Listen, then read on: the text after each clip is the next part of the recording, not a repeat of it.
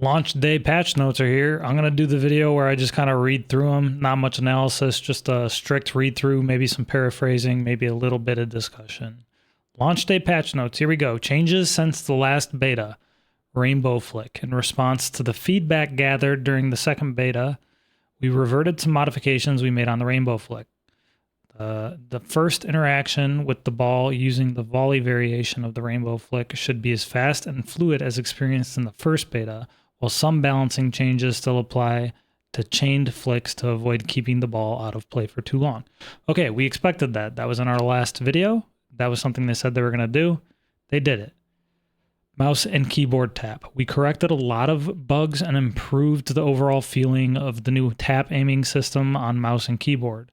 Now it should be easier to aim 360 degrees around the character without the aiming being sticky in some directions or going in the opposite direction from where you wanted to aim. While using the new system, please remember that it requires you to consider the mouse as a joystick, so moving your mouse diagonally and not only horizontally will help you nail every angle. We are still closely monitoring this new system and already have plans to keep improving it in the next updates. They said they'd had an overhaul of that. They did it. Promised delivered on. Cool. Neat. That's a big one, though, because it was an issue. Mouse and keyboard remapping. Remapping is now available for mouse and keyboard. You can remap inputs the way you want, even choose to use or not the modifier option, which rebinds lobbed actions on two inputs, modifier plus tap or push ball instead of one. You might encounter some bugs while using the remapping feature, but we'll try to fix them as quickly as possible. Controller remapping is also coming later this season, as well as more advanced remapping options. Something they said they were going to do. They did it. That's good. That was expected. More advanced remapping options. Hopefully they have dual input in there, so you can use like a gamepad with a joystick and a mouse and keyboard and get that 360 movement. That'd be good for me. Bug fixes. Gameplay. Fixed an issue where players could stay stuck in defensive mode. Good. Fixed an issue that allowed players to cancel the kickoff animation and control the ball after a goal replay. Good. I will say from the little bit I've played already, I have had a goal scored on my team and somehow the opposing team starts with the ball. Not sure what's up with that. So I guess they fixed one, but another one pops up. Some whack-a-mole. Fixed an issue where some passes and interceptions were not counted in the scoring system.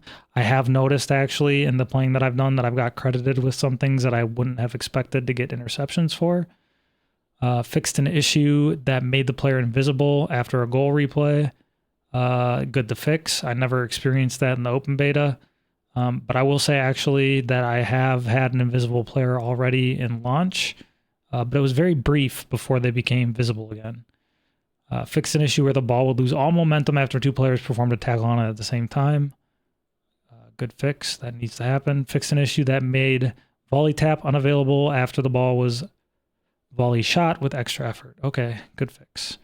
Netcode and desync. This is a big category. Important. Fixed multiple issues where ball could pass through the goalkeeper's dive despite the catch animation being played. Huge. That's the ghost ball animation that needed to be fixed. I haven't played like a ton of goal yet. I haven't seen anything like egregious. I haven't seen anything really bad. But I have seen a couple times where the ball was close and the goalie like started a catch animation, but they didn't do it because the ball was too far away. It was like justifiable though. So I guess we'll just have to keep tabs on that. Fix an issue where the ball's position would take a long time to be synchronized again for all players. Critical fix. Fix the ball desync present upon hitting goalpost bars. I've seen some post shots. Nothing bad happened. Fixed a ball desync present upon performing a volley action after a wall bounce. Stability fix. Fixed an issue where the second shot deflected by a player's defense mode would create replication and desync issues. So it's like stability stuff. Onto mouse and keyboard. Fixed an issue where inputs were not displaying correctly in menus when using a mouse and keyboard. Quality of life. Fixed an issue where the Magnus resets to 0 when not continuously moving the mouse in the same direction. I noticed that in the open beta, so that sounds like a good fix.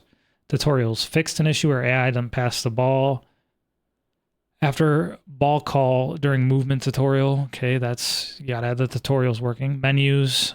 Do I even want to read these? Fixed multiple bugs that could cause the game to lose focus. Missing functionality for menu music volume slider. Missing functionality for rematch after finishing a custom match. Hey, a rematch feature in rematch. Fixed an issue with the player's rank being displayed incorrectly in the profile page and main menu. Fixed an issue with the player's level being displayed incorrectly at the end of a match. Fixed multiple instances of text not being correctly localized or translated across all menus and tutorials. Fixed an issue that made the option to report players unavailable. Fixed an issue that made all sound feedback and menus stop working. Fixed inconsistent texts in controller gameplay settings. Yeah, these are things you should have for launch. Crashes. Fixed a crash happening when launching the game without Steam. Gotta be able to launch. Multiple other crash instances fixed. They had mentioned they were going to work on that. Glad they did. Visual and cosmetic issues. Fixed issues where some of the heads selectable and customization were corrupted at low or medium graphic settings. Okay, good. Headgear color from the customization isn't the same one in match. So they fixed that, so that doesn't happen anymore. I do remember that happening. Matchmaking online experience. Fixed multiple errors that could interrupt matchmaking. General, good. It takes a while. We'll see how it goes later tonight when the game's been out for a while and people are off of work. Hopefully it will be faster. I've had some long queues already, just a couple hours into launch. Fix multiple issues with voice chat on Xbox platform. Okay, good. Those are the patch notes. And then they have a known issues section. While our team is on it, here are a few temporary quirks. So these are things they know about that are bad, I guess. During match start procedure, the color choice may not be usable with controller. During kickoff procedure, ball is floating above the ground. I've seen that. During kickoff procedure, ball has a glow around it. Okay, who cares? Bounce cursor VFX sometimes appears in middle of the field. Camera is misplaced at start of 4v4 match in some stadiums. Goalkeeper gloves are sometimes visible floating during goal replay. Goal replays may show some stuttering characters. Sometimes the wrong music plays at the start of the match. During the prologue, players may experience some loading during the cutscene, leading to a delay between audio and video. Moving the cursor while unlocking some nodes in the battle pass will incorrectly update the previews at the bottom of the screen. That's weird, but okay. Missing players in squad display while multiple invites are accepted at the same time. User becomes spectator upon multiple players using backfill and quick match. Inputs to switch between ranking, progression, stats at the end of a match do not respond well sometimes. I haven't had issues with that yet. Mismatch between users' league and the trophies displayed in the profile.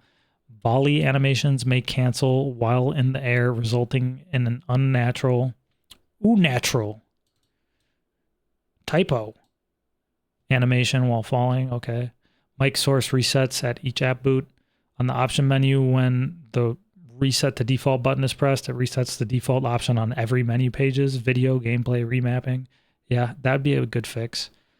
And last one, deleting the app data /local/runtime is highly recommended, as it may resolve several issues players could encounter regarding controls, for instance. Okay, that's it. That's the communications they came out with on launch.